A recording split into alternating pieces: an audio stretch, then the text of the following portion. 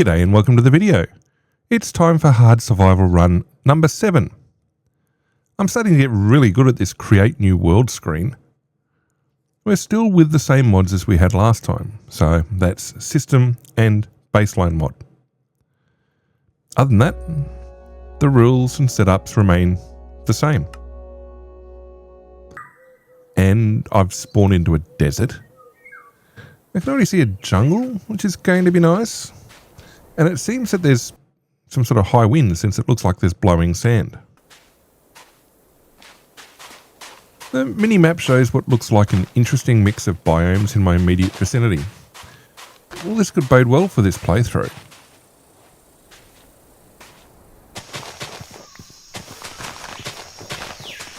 I'm not hurting for timber right now, although perhaps a bit more variety might be useful.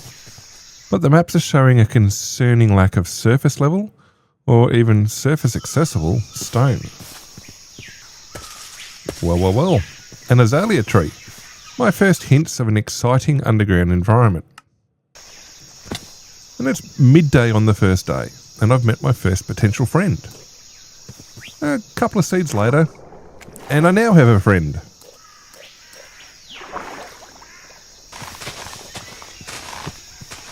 And I'm through the jungle to my first non-jungle timber stand. But more importantly, I have sheep.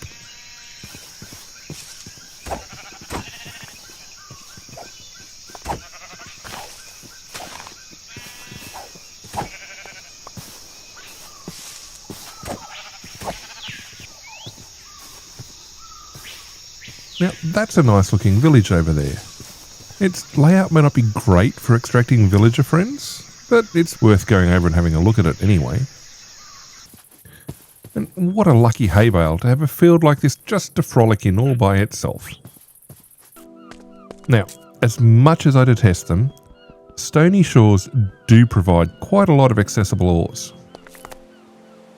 Yeah, other than some scattered items around the spawn point and the bamboo I've planted, there's not much to put to being an actual base, but I have plans. It isn't exactly hilly around spawn, but I still need a flat plan to work from. So the next task is terrain modification. Well, grass and dirt are in very short supply, so I need to be careful and gently encourage its spread to the build site. With 0 silk touch tools, it's going to be a lengthy process. Well, my terrain flattening is interrupted by the appearance of a wandering trader. Well, he's going to have some very short and pointy negotiations before he gives me some leather and leads.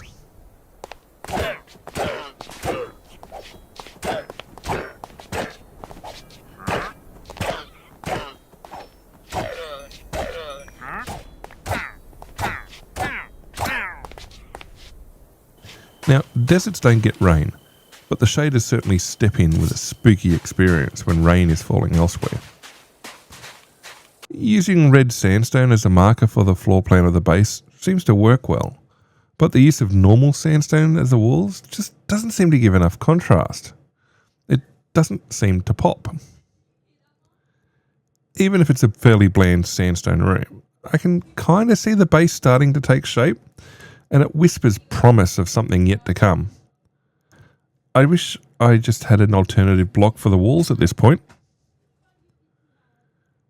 I'm going to spend the next little while out and exploring the region to see if I can't find some useful resources.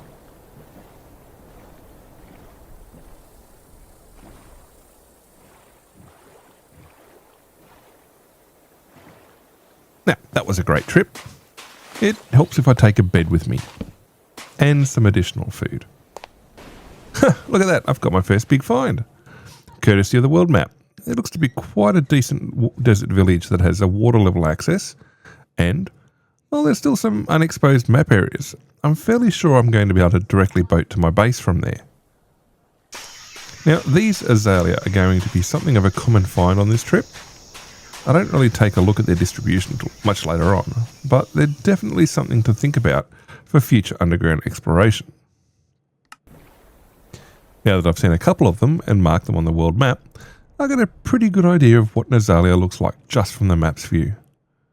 A quick scan of the already mapped area turns up, well, quite a few more. There's also the suggestion that there's quite a lot more Badlands in this area, potentially even that the areas to the south and west connect up. The presence of exposed mine shafts is, well, decent for resources as well. Well, another village is showing up. From the map, I'm going to guess that it's a savanna village pressed up against a forest biome. Well, I wasn't really planning on getting a horse at this point of the exploration, but since I recently acquired a saddle, there's worse things I could do than get an equine friend. Before I definitively make a friend, I'm going to check I can get him home safely. The map suggests that the overland route should be possible. I do have leads, courtesy of that wandering trader from before, but riding my new friend home should be fine. And now I've broken in a new horse, with some very decent health. Well, time to see how he rides. Well, I've had worse journeys on horses in Minecraft. I'll just keep him safely in the backyard while I sort things out. At least being back at base means I can offload all my loot, get a safe night's rest, before heading back out again. It might be a little more than a red outline on the ground, but my horse friend is now safely inside the garage stables, and I'm going to leave him here while I go back to exploring. The terrain to the east of this village seems rather open. Other than the strong calcite deposit, the massive open rift and cavern system, and ruined portal, there's not much to speak of. Yeah, not much at all. Well, that treasure chest is barely worth opening. A golden hoe with silk touch. Well, okay, that's all right. And a flint and steel are all that's really worth taking. Coming around the side of a mountain, I spot the first signs of a tall birch forest. With the other timbered areas I've discovered up to now, the only timbers I've got left to find are spruce and dark oak. Well, there's more savanna and more savanna villages. It would be nice to get more villages in other biomes for the variety of their resources, but a village is a village. It's been some decent exploration, but it's time to head back to base. Now, if I'd brought my horse with me, it might be a bit quicker, but it's a fairly nice walk. Would you look at that? Yet another savanna village. Now, I'm not taking as direct a line as I could have on my walk back, but that's been useful for opening up more terrain and giving me more savanna villages to explore later. I'm down to this last little strip of jungle before crossing the desert and getting back home. Wait, what's that frolicking in the bamboo? Does it want to be my friend?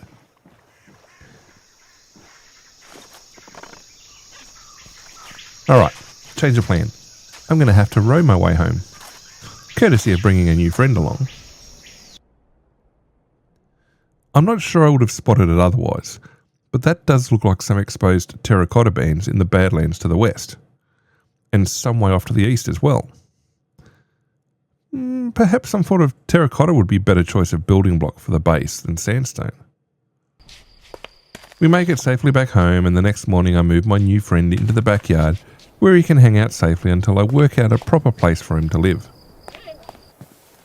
I'm a bit short on the shades of terracotta that I want to build the base from, so it's time to go and get what I've recently found.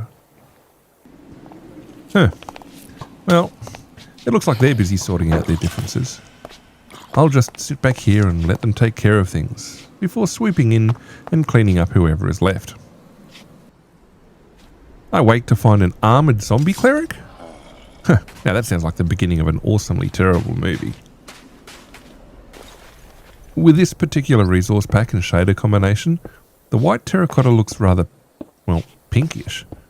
I mean, it is an improvement to the build over the sandstone and is different enough from the ground sandstone to be effective.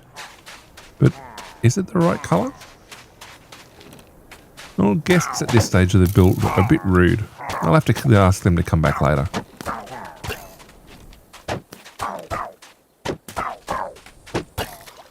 Coming back from dealing with the guests, I'm slightly concerned about the colour posed by the white terracotta. I trial some of the other colours available, but we go back to white. Adding in a band of light grey does make for a fairly pretty contrast. And would you believe I need more terracotta? Well, back to the Badlands to collect more. I'm at the point where I'm nearly finished laying out the ground level floor plan when I have a couple of husky visitors. And that's not what I need right now. I'm still miles short of where I want the base to be, but it's really starting to take shape. Trying to come up with an effective pergola design that suits the build and biome is a little bit difficult, but I think I managed to come up with something that gels really well with the design. And it looks pretty.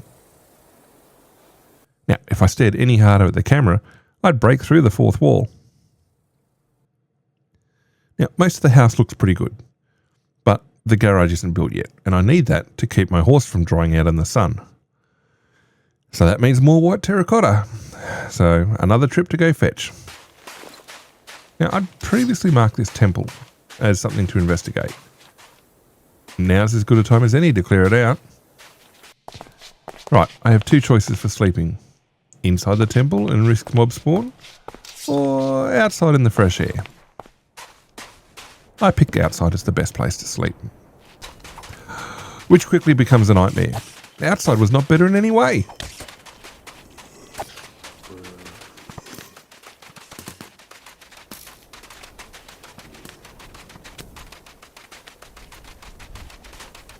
I've safely made it to the water, but I've lost my bed in the process. Okay, I've made it safely to bed to daytime. I don't have a bed, but at least the house kept me safe. Plus, no sleep means mobs can hang around, so I've got a creeper waiting for me outside. Oh, that wasn't very nice. Well, the rest of the repairs are going to have to wait until I get a bed again. Since I'm out in the water, I may as well head out and get a closer look at some of the things I've gone past, but not really investigated. Now, this savannah village is in a really strange place. Plains, forest, and savannah. Now, it's not the first village hard up against other biomes, which is sort of making me wonder just what this seed has to offer. It's getting late in the day, but it's a clear row all the way back to base. There's nothing I should be afraid of out here. I can't see any underwater ruins or any other specific reason for why there'd be a drowned with a trident hanging out. And now I've lost my boat. And things are chasing me. This is bound to be very painful. Alright, let's just pretend that everything is normal and I can continue with my base building as if, well, nothing's happened. Now, with the garage taking shape, I'll move the entrance out to the front. Well, who knew that 4 and 5 aren't the same number? Clearly it seems that I don't. I've fixed all the damage from that annoying creeper from before. Now no one can tell what had happened. Things look fairly good at the moment. I want some spruce doors, so that means having to go and find some somewhere. Oh, do you guys want to play catch? Okay, me first. With those pillagers taken care of and things put away, it's time to go exploring if I want those special doors. Huh, that buried treasure didn't take long to find. And it's got some decent items for me. Right, the treasure's been returned to base. Now we really have to go find that spruce. Well, it's not spruce. It's a flower forest. Now, if you'll excuse me for just a minute, I'm going to go tiptoeing through the tulips. This shipwreck, just on the other side of that flower forest, doesn't really have much in terms of treasure or items that I want to hang on to. But it is made from a lot of spruce planks. Spruce planks, which I can use to make doors. A little bit of effort later and I've repurposed the shipwreck into a nice set of spruce garage doors. Well, that makes the base functionally secure, which means that it's now time to begin work on decorations and the underground elements. I've got grass slowly coming across to the dirt I've placed under the pergola, which is going to make for a nice little entertaining area. So, with that happening, I'll turn the front of the garage into brown terracotta. I don't have a lot of trees, nor a lot of land to plant them on. I still need to get my tree supplies working no matter what. I'm not really sure, but I don't think I've managed to put a door in correctly on the first attempt in this world. Okay, it's time to begin on the underground element of this base construction. What better place to start than under the garage? One of the biggest limiting factors so far has been the lack of stone and cobble in the immediate area around base. But this is the closest I've found for now. I should get more though as the mine is developed. Now, the garage isn't the only place I can or should be digging down. There's a good argument to be made for having underground access from inside the house as well. Now, the space that's forming underground is nice and expansive, which is going to be a good place for my storage and farms. I just need to work out how much storage will fit so far, and where the grass is going to need to be trained for that farm development. With decisions made about where the farms and storage are going to go, I'm wondering just how far I need to dig before I hit that flooded chasm. The base is looking nice on the world map, but I'm more interested in how those savanna villages appear to have spawned, and how the lush cave markers are distributed. I'm wondering if there's a massive lush cave network right near the base, or if I was lucky with a number of smaller caverns clustered together. Well, that's going to be interesting to find out. What good is a house without a mailbox? Of course, there's not really any way I'm going to get mail, but it's the thought that counts. With a mailbox in place, it's time to get more dirt to make the farms, and collect some farm friends to go along with it. With some dirt in inventory, I get the first of the crop paddocks installed. Plus, I'm happy to see the sheep have found their own way down the stairs to the farm level. That's going to make life a lot easier for me. It's not that big at the moment, and plenty of space is occupied by the dirt blocks training the grass into position. But the storage system is starting to come along, and it's allowed me to clean up the mess that was forming upstairs. That view from across the river shows everything coming along really nicely, except the mailbox is a bit hard to see. There's no better way of handling criticism other than by overcorrecting, so I've installed mailbox version 2. Version 2.5 of the mailbox isn't really doing it either. I need something that fits the build a bit better. And so, in goes mailbox version 3, complete with naming the site as Riverside. It fits the overall build really well and is probably how it's going to stay. I haven't finished setting out the farm paddocks like I normally do, but it's far enough done that I can at least get crops in and have food security. My workstation area looks a bit bare for now. I'm sure there's going to be some way to dress this up in the future. I'm still hurting for dirt, but the farms need to be expanded. I've got to get dirt. Okay, this is far enough away from base where I can get in and strip out all the dirt. And what it looks like I can do is also restock a decent amount of my dwindling cobble reserves. I can clearly see on the minimap the presence of a flooded ravine or an underwater cave. I'm sure I'm going to hit it at some point while expanding the farm. Now, it's going to be prudent to put some fences in to prevent the eventual flood that will happen when I do that. And they'll be useful for corralling my animals when I finally get them. Okay, so it was actually quite close. Well, it was a good thing I got those fences in then. The shaders and setting sun make the base look really nice. I think the design and layout is working really well. And while it's only been 8 hours or so at this point, the gentle pace and quality just seems to fit nicely.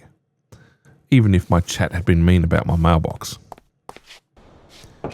I need more trees, so it's time for another expedition. The first target is going to be some dark oak and some spruce.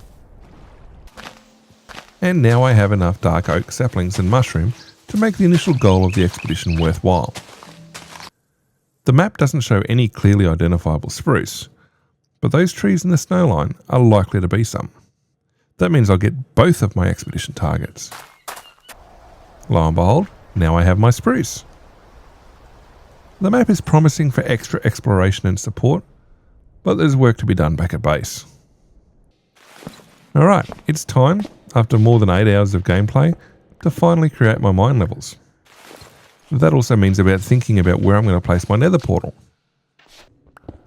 Well, it's not an ore, but it is something I've been chasing for quite a while.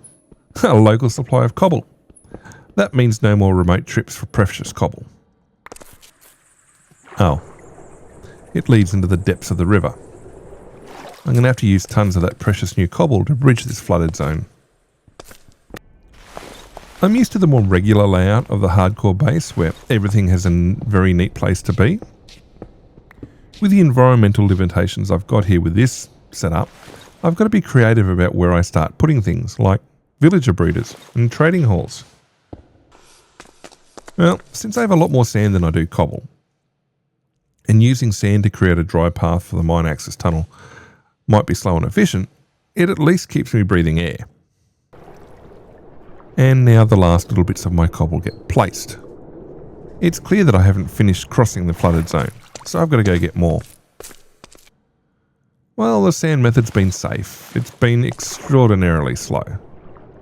So slow that I break the promise I made to myself and start building the access tunnel the dangerous way. In addition to the dangerous construction method, I'm using sand to train out the new zones and zone out while repeating this. Placing these couple of blocks isn't very smart. Now, I should be okay as long as I can get the sand out of the way and get back to air. Nah, dig faster.